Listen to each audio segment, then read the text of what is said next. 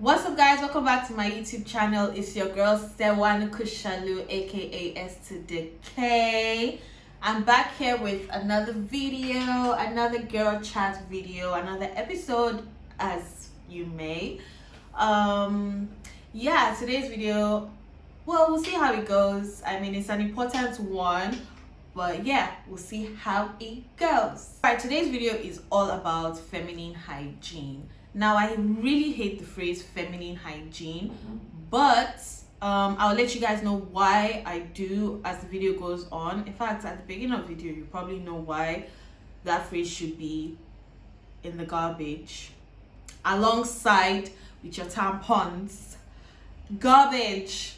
But yeah, without further ado, let's get right into the video. Let me take you on a ride tonight, city lights. Love to love you, baby, all the time, all the time, all the time.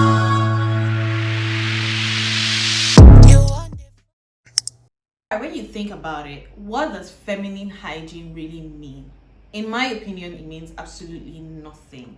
And this is why I have a problem with that word, because I feel it was a marketing ploy based on misogynistic values designed to make women ashamed of their genitals, therefore buy their feminine hygiene products, which aren't good for women. So let's get further into that.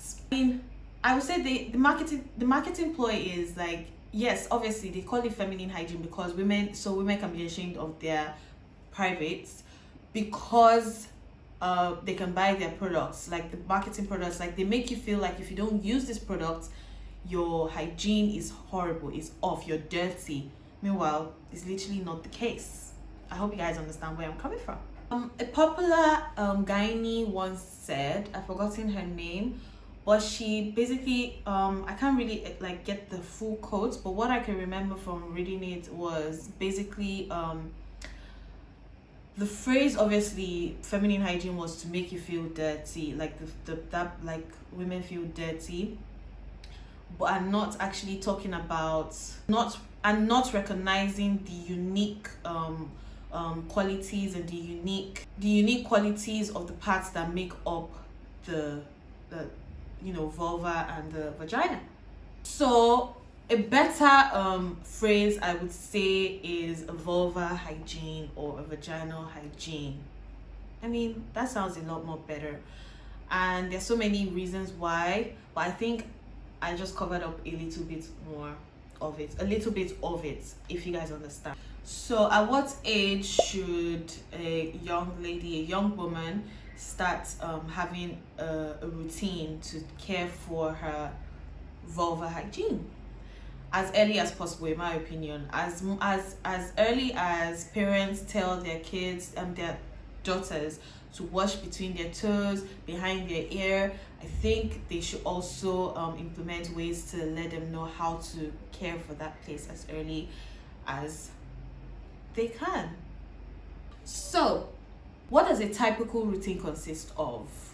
I mean, there's so many things you could do in the care of your vulva or vaginal hygiene, but let's talk about a few right here. The first one I would say is feeding. Yes, as ridiculous as that sounds, whatever you put in your body actually plays a role with that as well. So let me go further into that. Like, our entire body needs like an amount of nutrients to even function anyways. It's the same way our vaginal hygiene needs that as well. So experts say that the list of, don't worry my ladies, I did the job of researching for you guys so you don't have to. Experts say that the list of nutrients that are very good to maintain a good vulva or vaginal hygiene are antioxidants, vitamin E, vitamin C, omega-3 fatty acids, omega-6 fatty acids, protein, and probiotics. 2, cleaning. Just like every other tiny bit or like pits or hidden places in your body, you have to clean it. The vagina is already like a cleaning machine on its own. It already cleans itself. You might see discharges in your undies when you take them off, as long as they don't have bad odor or funny color. That's absolutely normal. I mean, we all should know this by now. That's actually absolutely normal. But your vulva is the outer layer and it's just skin, and it's like a pit as well, so you have to take care of that as well. Don't think, I know they always say like, yeah, the vagina is a cleaning machine. That is, but you have to care for the vulva as well, which is a surrounding. Fragrance free soap, water, warm water, and your fingers are fine to do the job, just to clean it up. And yeah, in the shower, I mean, obviously. So yeah, that is for, you know, the vulva. And outside of the bathroom, which is if you want to go to the bathroom to pee or to poo, it's advisable to clean them separately. Like if you want to clean the back, you wipe that and throw the paper out. You clean the front and you throw that out. Don't clean them together. Don't contaminate them. It could affect the urethra. I'm very bad pronouncing that. It can affect that and therefore result in a UTI, urinary tract infection, which is not something you want to have. So please take note of that. You clean the back differently, you clean the front differently. Do not contaminate them. You get it? Yeah. Now let's talk about after sex, my girls. So after sex, it's advisable to pee immediately. Peeing washes out any of the bacteria that may have, you know, gone into the urethra during the process. Yeah, pee, and then you can just do like a little bit of washing up, like water and your fingers for the vulva, not the vagina, the vulva. So yeah, that's like the aftercare anyways, or that's like immediately after sex. And then obviously it's advisable to shower after that. Yeah. 3, grooming. Did I even count the rest? I don't know. Grooming. So pubic hair has many important biological purposes, says an expert. But if you do have to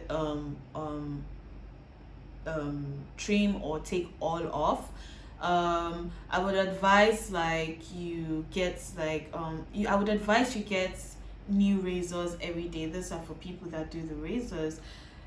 Do razors every day, and if that seems very expensive, just have one that is particularly for your pubic hair, so you don't, like, it doesn't make sense having the same razor that you're using for your legs for that part. You could get infected, you could get a yeast infection, different things. So try to just have like one razor that is for your pubic hair. And there's some people that still have sensitive skin that may still get some form of irritation. I mean, if it gets too bad, I think you should see a specialist. And the people that think if you still have issues with ingrown hair, like a warm towel, like really warm, like just compress it with a warm towel, that could help. But if you think something is an ingrown hair bump, but it's bringing out stuff like pus or something funny, please see a specialist. 4, soothing. I mean, you don't really need to bother about soothing. There's really nothing wrong with your lady down there. I mean, if you need to actually soothe your vulva or any parts, I think you should be seeing a specialist. Yes. 5, monitoring. Please, it's advisable to always monitor. For you to know something is wrong down there, you should know the look, the smell, and feel. You should know these 3 things. They're very important to know these 3 things. So when something is different about them, you know that something is wrong. You should know your body as a woman anyways. You know when something is, before it gets worse, you should know that something is different, so you can get it checked out early enough. So one question people may have is, should your routine change? I think for your routine, if you want the only reason why your routine should change is if something is wrong. Like you're probably getting something is wrong. Maybe you should look further into what you can do that would change whatever is happening to you. Maybe there's a burn or there's an irritation or something, then that's when you should consider changing your routine. But other than that, if it's going fine, you can use that for the rest of your life. If you're very sexually active, it's important to always know the status of your STI. It's important to also know that sex isn't just about penetrating and all that. It's also about, foreplay, hand play, oral, for some people anal. And because of this, like, you can't just say, oh, nothing is really happening, you're not really feeling a certain type of way, so you're fine. It's important to actually get it checked from time to time. Please have a particular gynae that you go to, that you see. Get it checked from time to time. Know your STI status after every new sexual partner, please.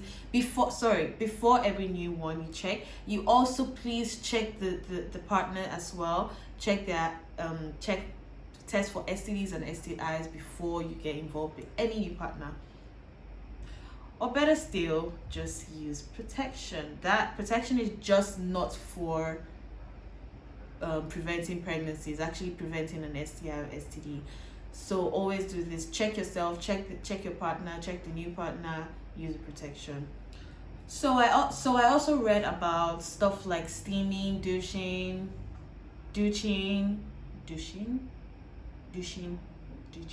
how's it pronounced?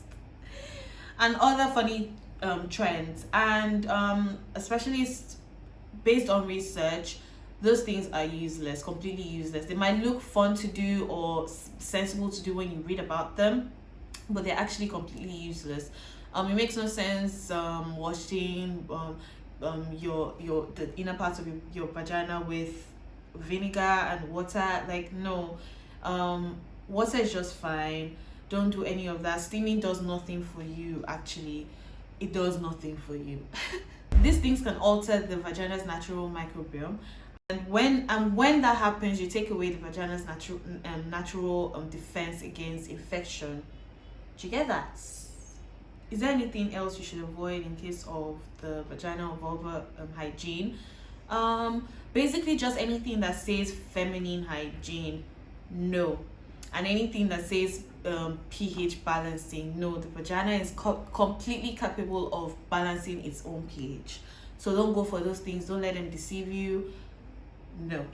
Is there ever a time you should see a doctor? Yes. When you feel there's a change, please see a doctor. And sometimes, just go for regular checks. It's fine to do that. Just regular checks, it's fine.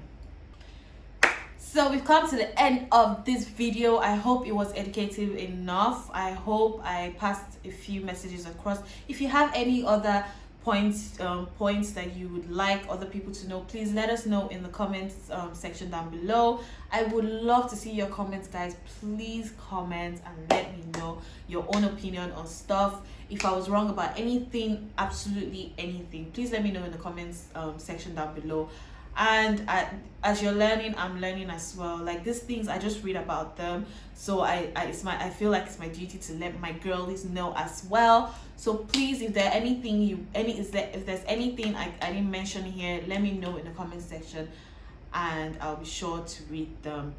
Thank you guys so much for watching. I will see you guys in my next video.